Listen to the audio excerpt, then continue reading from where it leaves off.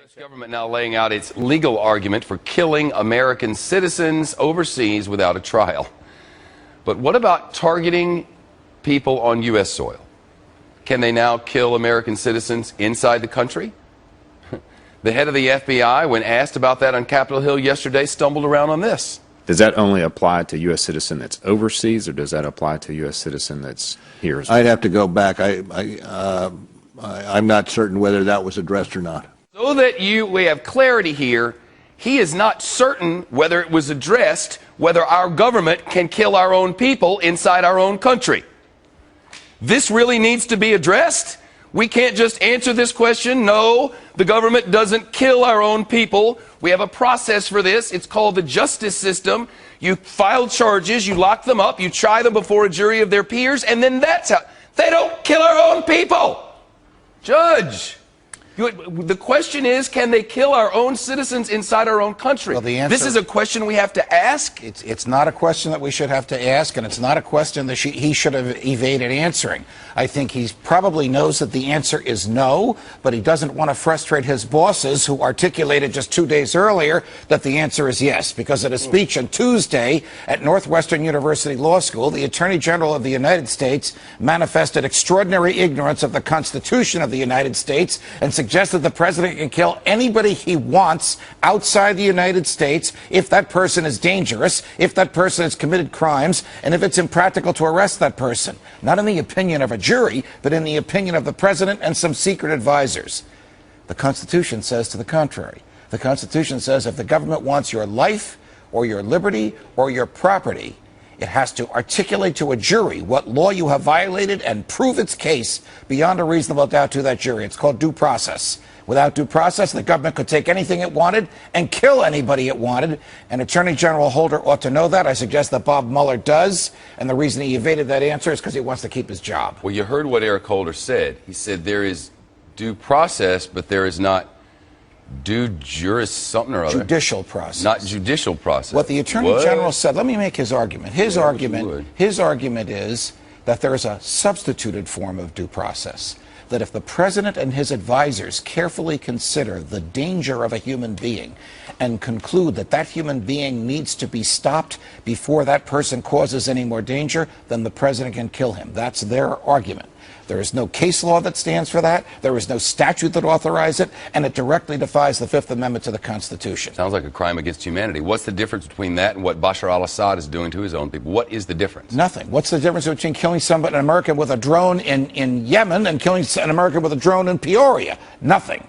Right. Same argument that Eric Holder made at the Northwestern Law School on Tuesday about al-Awlaki in Yemen could be made about somebody in Peoria tomorrow. You make an illegal lane change in Hollywood on the 101 freeway, and a drone will just shoot you out of the sky and throw you, bury you. Well, I don't know that it's going to come. I don't know either, but who'd have thought we'd ever get to hear? Who would have thought that we'd even be having a conversation like this? That the head of the FBI would hesitate to answer a question that is so imbued in our history and our law and our values. Due process precedes punishment, that he can't answer that in public. And we're worried about contraception. Correct. Correct. We do not have our priorities straight. The last time the federal government claimed that it could kill Americans was in the Civil War. And even Lincoln said it could only be done during combat. This federal government, this administration says it can kill Americans when they're riding with their children in a car in a desert. I don't know, Judge. Thank you. You're welcome. The following video details contents of Army Document FM 3-39.40 titled Internment and Resettlement Operations. This document has been signed by Joyce E. Morrow, which is the Administrator Assistant of the U.S. Army. This document is 325 pages long and starts on page 38, showing that it applies to U.S. citizens within U.S. territory. On page 38, it clearly states the detainment of citizens of the United States of America within the territory and according to the categories of individuals, primarily DCs, to be housed in IR facilities. On page 146 of this document, it addresses the detainment of U.S. citizens under the Identification of Prisoners section. It states that the first, last name, and middle initial must be put on the first line, and that the prisoner's social security number must also be taken. Prisoners are giving a registration number.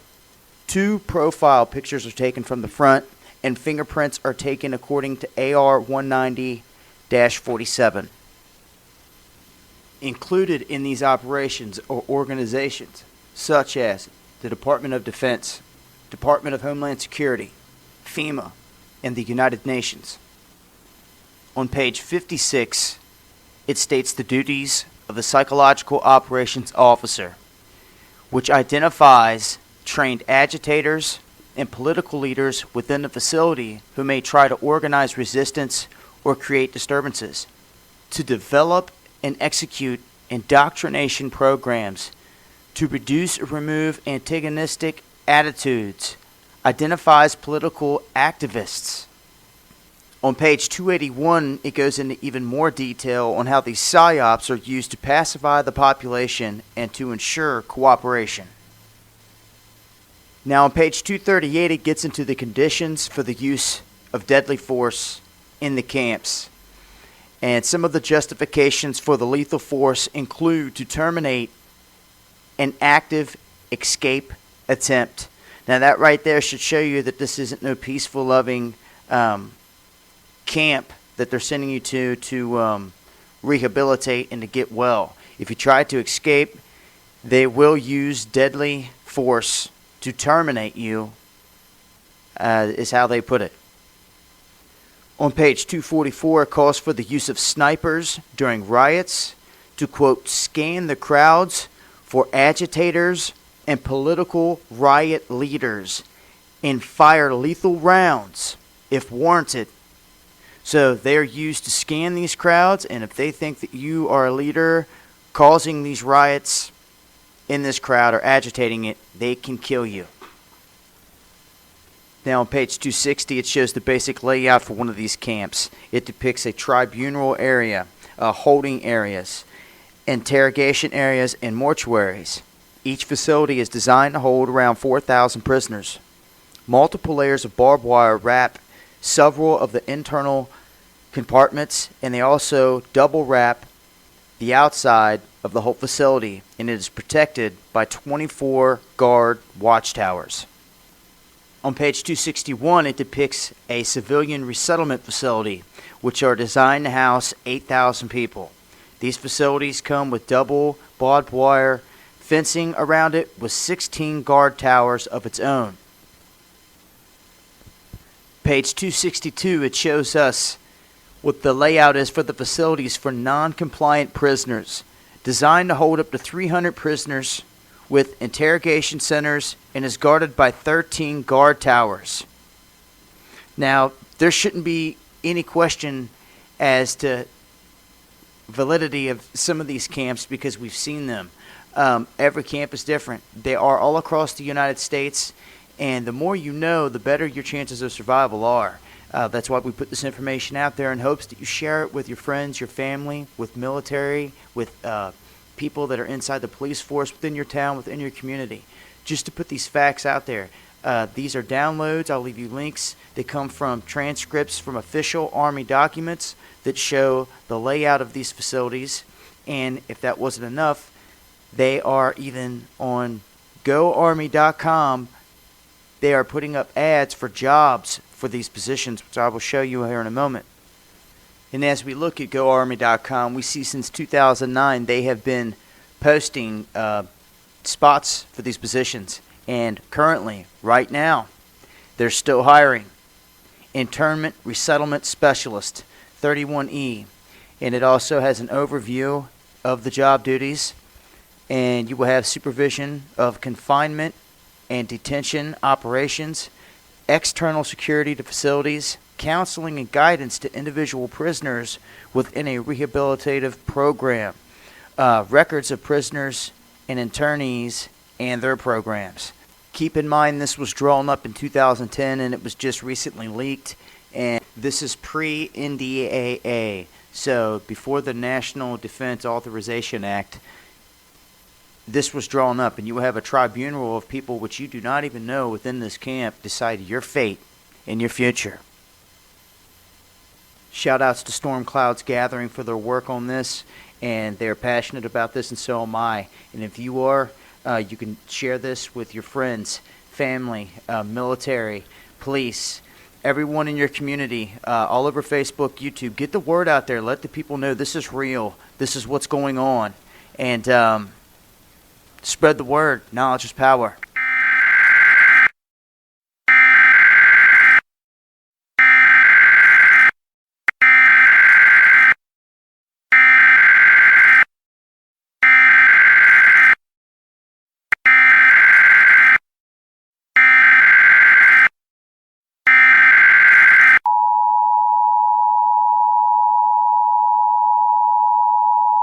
And I'm wondering whether the senator is familiar with the fact that the language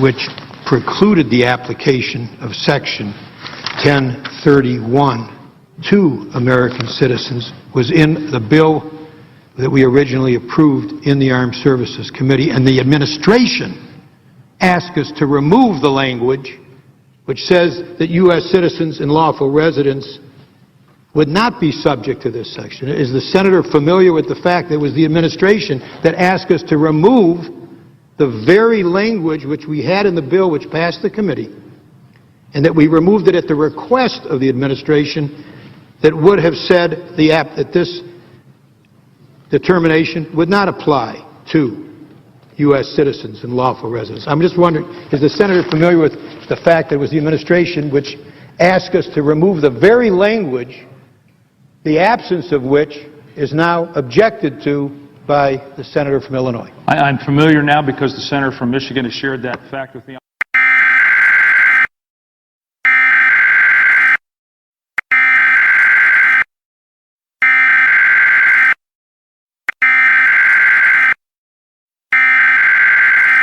When Congress refuses to act, and as a result hurts our economy and puts our people at risk, then I have an obligation as president to do what I can without them.